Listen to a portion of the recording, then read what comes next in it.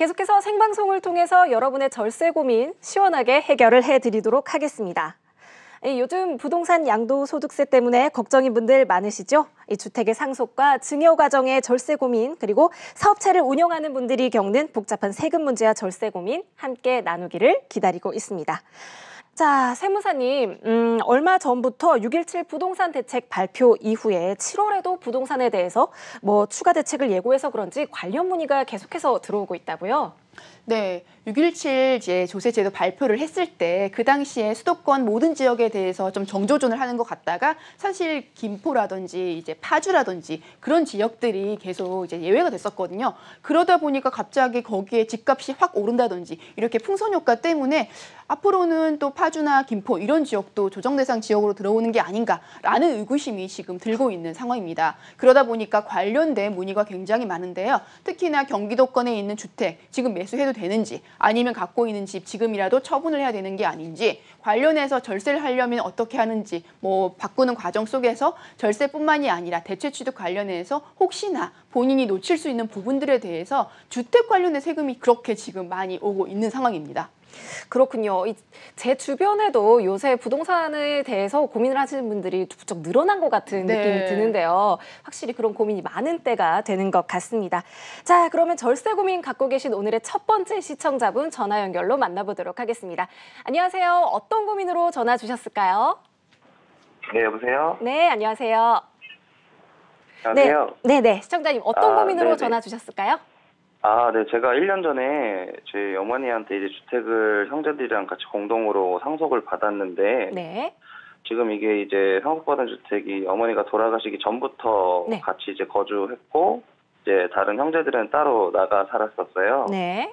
근데 이제 주택을 지금 처분하려고 할 때 이제 비과세가 가능할지가 궁금해서 연락드렸어요.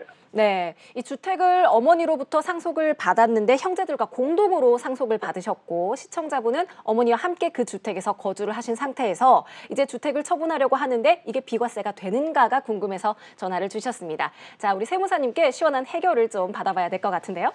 네, 시청자님 안녕하세요. 네, 안녕하세요. 지금 그 어머니가 돌아가시면서 공동으로 주택을 상속받으셨는데 아까 제가 언뜻 듣기로 함께 거주하셨다고 들었어요. 네. 얼마나 같이 사신 거예요? 한 5년 전부터 몸이 안 좋으셨으니까 그때부터 같이 이제 세대원으로 거주했습니다. 그럼 공동 상속이라고 하셨는데 그럼 다른 형제분들이 또 있으신 거죠? 네, 다른 형제분들이 있고요. 형제분들은 혹시 집이 있으신가요? 네, 주택이 지금 다 한 채씩 갖고 있는 걸로 알고 있어요. 그럼 시청자님은? 저는 주택은 따로 없습니다. 시청자님은 주택이 없으시고 다른 형제분들은 주택이 있으신 상황이시다라는 거죠. 네네.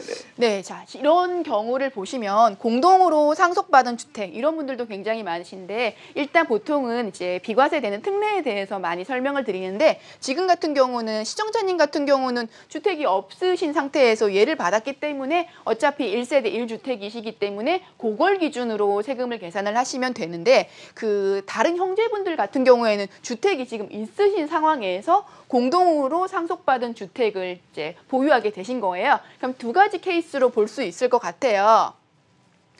원래 본인이 갖고 있던 집이 있으셨으면 그 주택이 있으셨고 형제분들 같은 경우 주택이 있는 상태에서 공동으로 상속받은 주택이 있을 때 주택을 먼저 팔게 되면 그때는 비과세가 가능하세요. 그런데 지금 시청자님이랑 그 형제분들 같은 경우는 주택이 있는 상태에서 상속받은 주택이 있는데 얘를 파는 게 아니라 공동으로 상속받은 주택을 팔게 되면은 그때는 과세가 되실 거예요. 그때 이제 과세되는지 비과세되는지를 봤을 때 각자 세금 계산은 하셔야 되는 게 맞고 형제분들은 아무래도 원래 있는 데다가 상속주택을 받으셔가지고 파시는 거기 때문에 과세. 그리고 시청자님은 주택이 없으신 상태에서 상속으로 받은 주택이 있는 거 그거를 처분하시기 때문에 비과세 요건만 충족을 하신다면은 비과세가 가능하실 것 같다. 이렇게 정리할 수 있을 것 같습니다. 네, 그렇군요. 다행히 우리 시청자분은 비과세 대상이 맞는 것 같은데요. 자, 그럼 세무사님, 그냥 지금 이 내용만 봤을 때는 비과세가 맞는데 그 외에 확인해야 할 다른 내용은 없을까요? 네, 사실 상속이랑 맞물려 있으면 좀 체크할 부분들이 여러 개가 있기는 한데 우선은 이제 공동 그 비과세 비과세 요건 자체가 2년 이상 보유하고 이제 작년 같은 경우에 취득을 하신 경우, 그러니까 상속을 받으신 경우 그때는 거주 요건도 같이 들어가 있어요. 상속으로 인해서 받았을 때 취득 시기는 상속이 개시된 시점으로 보는 게 일반적인데 형제분들하고 다르게 지금 시청자분은 5년 전부터 어머니하고 같이 거주를 하고 있었고 같은 동일 세대원이셨기 때문에 동일 세대원이 돌아가시면서 그 집을 받으신 경우는 별도로 보지 않아요. 그러니까 보유 기간을 계산할 때 상속이 되는 시점이 아니라 그 전부터 어머니가 갖고 있던 것부터 하기 때문에 비과세 요건을 충족하실 수 있을 것 같아서 큰 고민은 안 하셔도 될 것 같습니다. 네, 정말 시원하게 첫 번째 고민이 잘 해결이 된 것 같아서 저도 참 기분이 좋습니다.